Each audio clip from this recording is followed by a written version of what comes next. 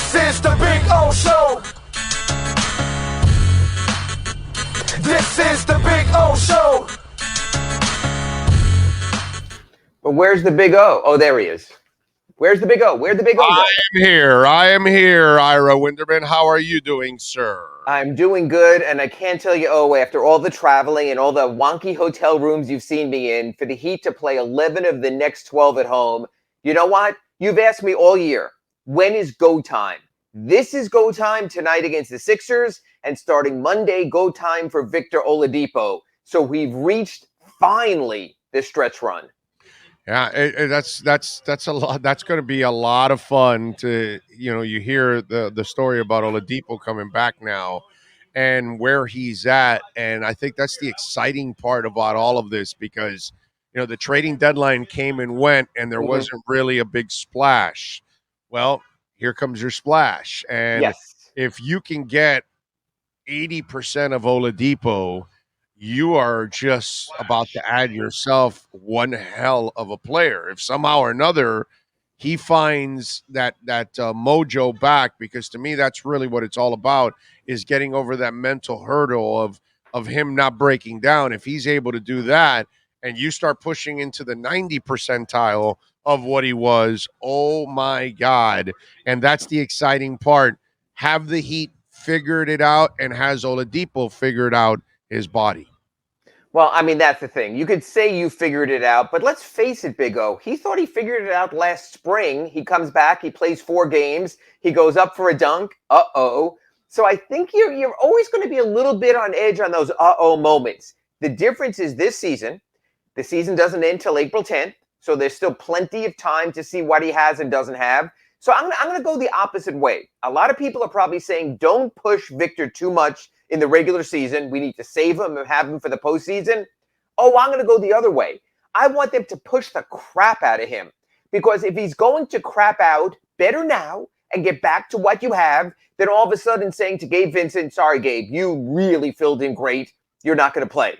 Sorry, Max Strus, you did a nice job shooting the threes, but we got Caleb Martin here. You're not going to play. And then boom, on April 8th, on April 7th, all of a sudden Vic has another one of those moments and you sort of have to reshuffle a little. So I hope Vic not only comes back, but I hope not right away, but in a week or two, he gets up to big minutes, even if someone has to step aside a little bit each during a game, because we need to see, for 2 reasons.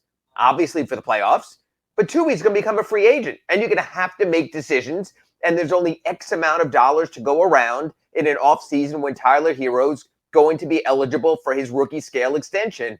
I need answers, and I need more than just a couple of minutes here and a couple of minutes there. Yeah, but you can't force it either, Ira. You've got to coach the game to win. So you've got to coach Oladipo and put him into the groove, into a winning groove. You can't force things that will then get you off of the chemistry and everything you have. You and I lived through forcing Alonzo Mourning coming out of the kidney surgery into the starting lineup, Right. and you change the entire dynamics. You're not doing that Yes. here, but the idea that you're saying, well, no, you got to push it. No, I think you ease it in as long as there's a smooth transition. The second it starts getting a little jagged or, a little rough on the edges there, I think you gotta kind of slow down.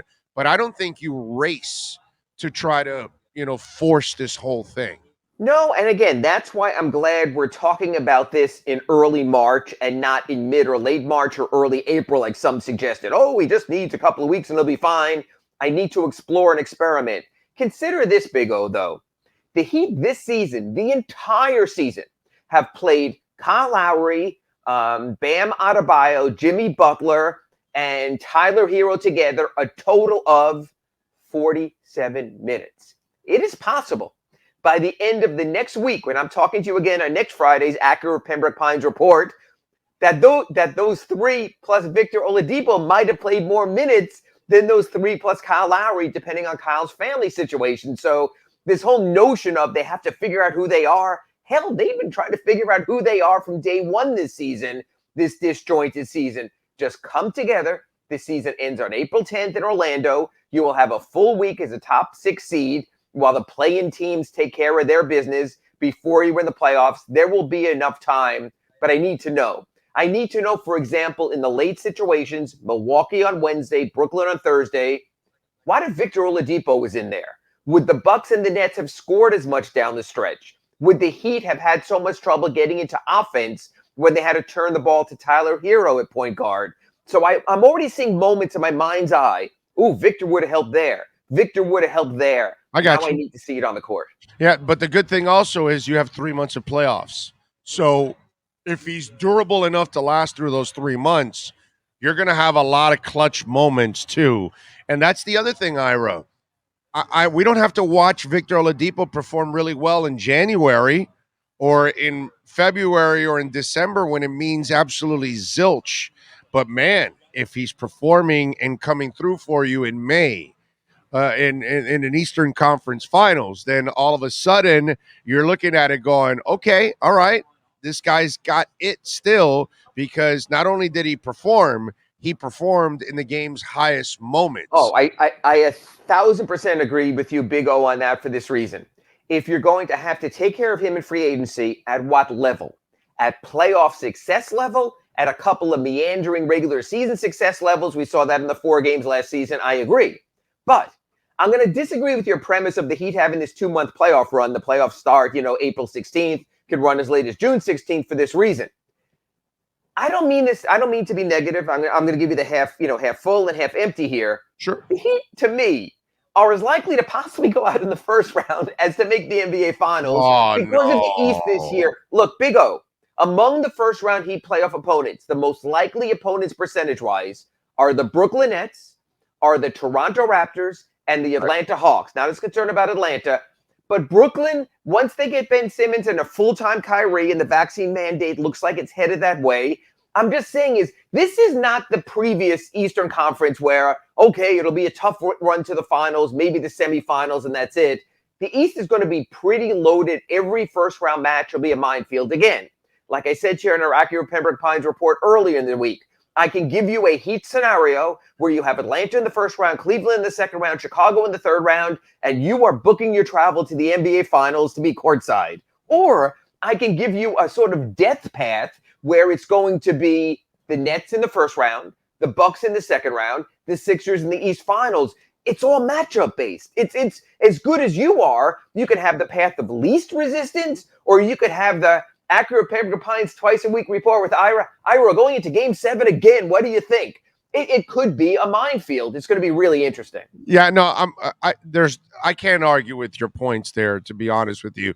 I'm just kind of cocky Heat fan right now because I think the way this team has developed, they're deep as hell without Depot. You add Depot now, and the Nets are trying to acclimate a whole bunch of pieces, and they're not as deep, and they're not as defensive minded as Miami, and as deep as Miami. And Miami's coaching staff is superior also to the Nets coaching staff, and it's experienced in these kind of situations. So I don't fear the Nets. I really don't fear the East that much anymore. I think Milwaukee's the one that may have that toughness edge that can match Miami if they're healthy. But like tonight's team, I don't fear them. I know Philadelphia is playing very, very well. I know they're playing very well. Now, you might tell me, hey, Ira, that's just the honeymoon. The beauty is the Heat play the Sixers tonight, and their only road game in the next 12 is at Philadelphia 2 weeks from Monday. So you will be able to sort of get a look at how it matches up. I will say this, though, Big O, and I understand the Heat have superior coaching, superior rotation. Talent finds its level. It will not take a while for Kyrie Irving to step back in. He stepped back in for the rare road game against the Heat a week ago on that Saturday, in that game 2 weeks ago, and he was terrific. Ben Simmons, if he can offer you anything, he'll be fine. Talent finds a way. James Harden showed that. He went from fat, sluggish James Harden with Brooklyn to, oh my God, this guy is the MVP James Harden all over again. Now, again, there's a honeymoon period, and playoffs are different. You scout differently. But I will say this. If you were to ask me, Ira, who's the one player in the Eastern Conference you don't think the Heat have an answer for? I'll throw it at you, Big O, and then I'll give you my answer. Embiid, I know. It's Joel Embiid. God bless Bam Adebayo, but please, people, when you watch the opening jump ball tonight at FTX Arena, the size difference between Joel Embiid and Bam Adebayo is ridiculous. It looks like a center jumping against a point guard. Joel just had that build and that skill set. So really curious to see how the Heat play. Usually they will double Joel, but now you have James Harden. Usually they will double James Harden. Well, my math is not so good. Again, I just went to State University, New York. But if you're playing 2 against Joel and 2 against Harden, that means you got one guy to defend the 3 other guys. Matisse Thybulle's been playing well. Maxey has been terrific. 42% from 3-point range for Maxey. Exactly. And then you have another guy in Tobias, Harris, who might not be great, but certainly is a very good player. This will be a real interesting test for the Heat. Again, the Sixers coming off a back-to-back last night, against Cleveland at home. Might not be the same team. The Heat are rested, even though they're coming off a road trip. The Heat need to make a statement. This week, we talked to you about this on our Acura Pembroke Pines report on Monday. This was Hell Week. It was the Bulls and the Bucks and the Nets and the Sixers. Well, you can determine tonight with a single victory whether Hell Week has turned into Hell of a Week. So tonight, to me, is the make or break. Then you got a little bit of an exhale against Houston on Monday. Take care of business tonight. Looking forward to it, man. I mean, it's one of those deals where it's a nice measurement game to find out where Miami is at right now. 76ers, who are they missing going into this game, and who's Miami missing going into this game? Right now, the 76ers aren't missing anyone. Tobias Harris had been out with an illness. He returned. I'm waiting for the updated injury reports because it would not surprise me if Doc's hit 1 or 2 or 3 or 10 players on a back-to-back. Maybe not allowing the Heat to take measure now and waiting for that game in Philadelphia. For the Heat, we know that Lowry, Oladipo, and Morris remain out. Kyle is open-ended. It's a family emergency. Anyone who's ever rushed to be at the side of a family member knows there's no definitive date. There's no, I'm only going to be here until Monday, Wednesday, Friday. It's whenever life takes you that you deal with that. So people, I do not have the answers because Kyle does not have the answers. As far as injury report, Jimmy is questionable. Expect him to play. PJ Tucker is questionable. I expect him to play. I think this is more justifying sitting out on Thursday for injury than, they were injured on Thursday, but now they're perfectly fine. Caleb Martin and Max Strus are also questionable. They pushed through with the same status Thursday. Max was so good and Caleb was so good. I'm sure they were just itching to get back on the court. So I think the Heat will be relatively healthy, knowing also on Monday, on Victor Oladipo Day, it'll get even better. Markieff Morris, I'm a little confused on this. Okay. Are they being ultra conservative with him, or is this injury more serious than what we even know? Or do they feel like it's a bigger gamble than what we know, putting him back out there on the court? Because it's been, and I know he had a previous injury. Right, November 8th.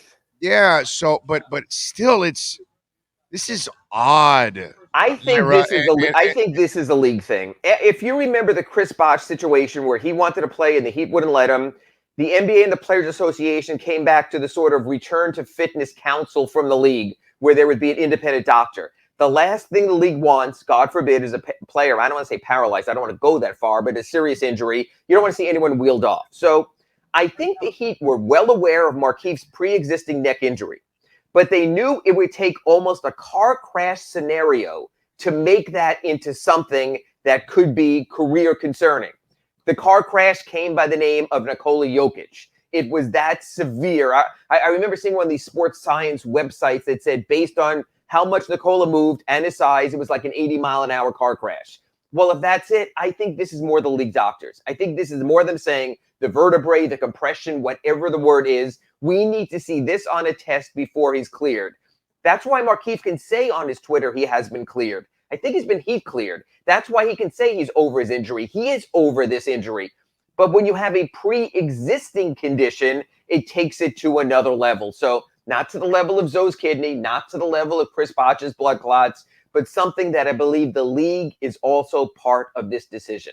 Okay, but it just makes me feel like it's also leading to a decision that they're never going to have confidence in. Because if you have that much this much trepidation, and supposedly he's healthy and ready to go, then why aren't you playing him? So there has to be a level of fear here because Big O, overall. maybe there has been 85% healing from the whiplash, where most of us will go back to work, and the league is going no 90%. So maybe it literally is test and test and test again. Oh, it's like when you kept taking your SATs until you finally got a number that got you into some sort of college. Same kind of thing. So All right. no college? No, I'm just saying I don't remember the SATs, but go ahead. Yeah, I'm just saying is those of us who had to keep retaking our ACTs or SATs until finally you hit the magic number and I can go to state school. I think it's the same thing with Markieff. I think they're constantly looking and testing until they reach that threshold, that bar, that if he's here, he has to reach that bar. I think that's where they are. I can tell you this, Big O, there still remains confidence inside the Heat that Markieff will be back on the floor with the team this season. So we wait. I scored an evil number, 666. That's what I scored on mine. Anyway, And I think you got 600 just for signing the paper. So God bless you, Big O. they added another 66 to it, and I celebrated. Okay, all right, good stuff then. All right, it's just kind of weird that whole it just kind of lets, because you sit back and all kidding aside, you kind of almost say, did they roll the dice, or should they have said, we're not comfortable with this. We're either going to let you go, we're going to pay you off, we're going to rehab you and let you go, or whatever, and then use that roster spot for something else. And it's almost like if you rolled the dice and then he isn't really ready for the playoffs, or you're not confident enough, then you made a mistake that you could have replaced the body at least with somebody else. You couldn't have because it was a guaranteed contract, so it would have counted anyway. But here's the thing: you have one roster spot remaining.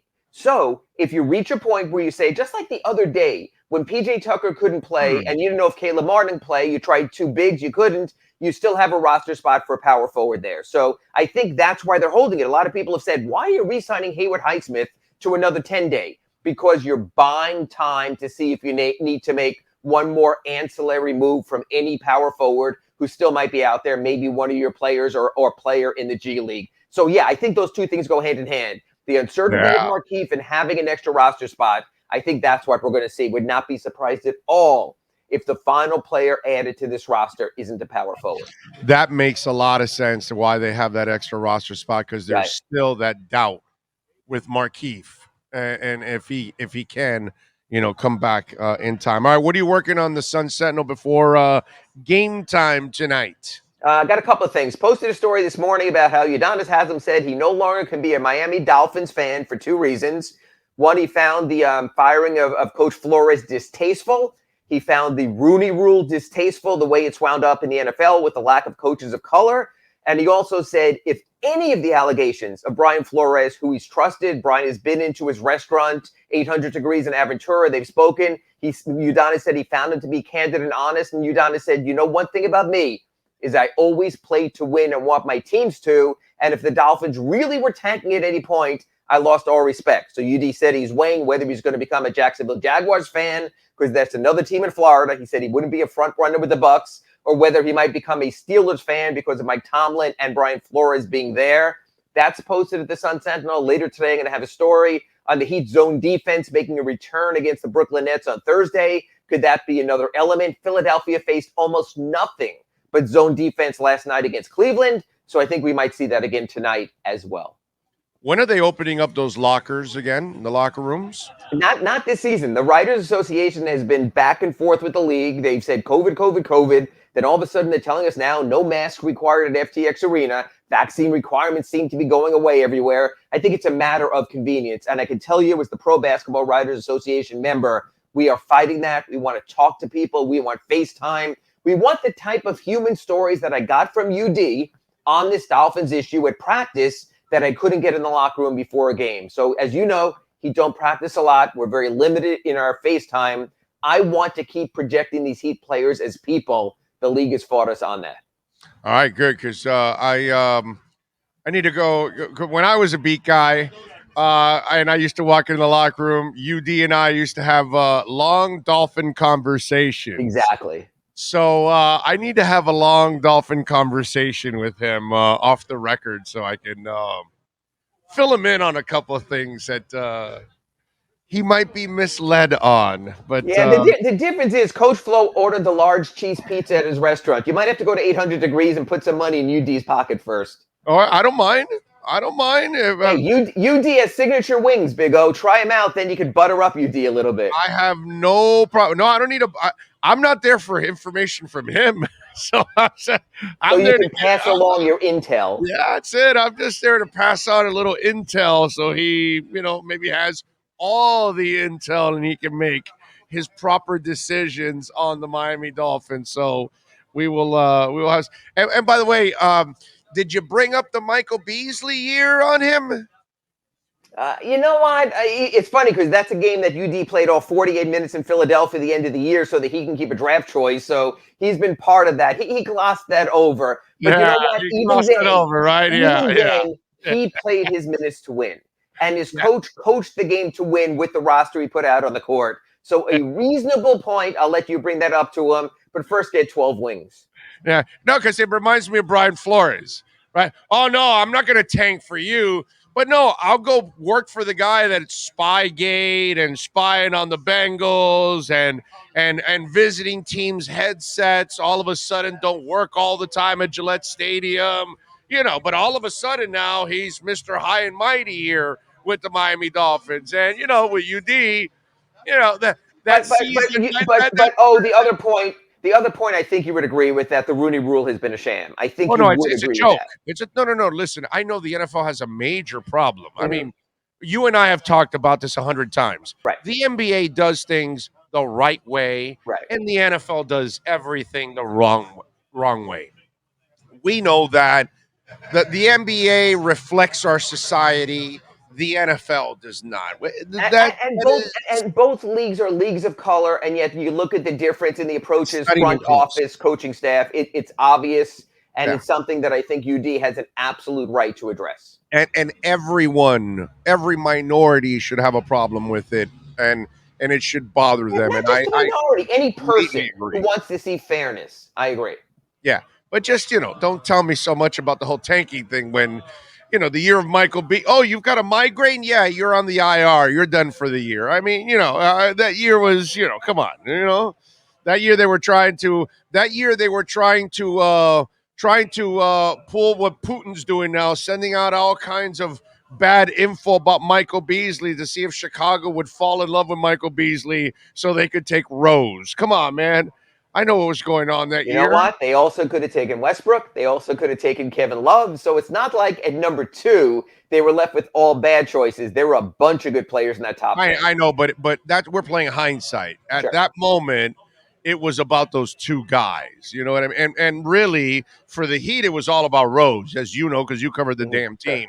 They were in love with Rose. They really wanted Rose badly. But unfortunately, they settled with the pedal. And that's what they got, not the rose. They got the pedals. All right. Follow him on Twitter at Ira Heatbeat. Catch his work there at the South Florida Sunset. No, follow him on Twitter too at Ira Heatbeat because he'll have breaking news leading up to game time there if anything happens. Ira, as always, thank you, my friend. I appreciate you taking some time here on a beautiful Saturday. And I will talk to you Monday in our next Acura Pembroke Pines report, and I'll be wearing my Victor Oladipo jersey. Thank you, Big O. You got it, baby.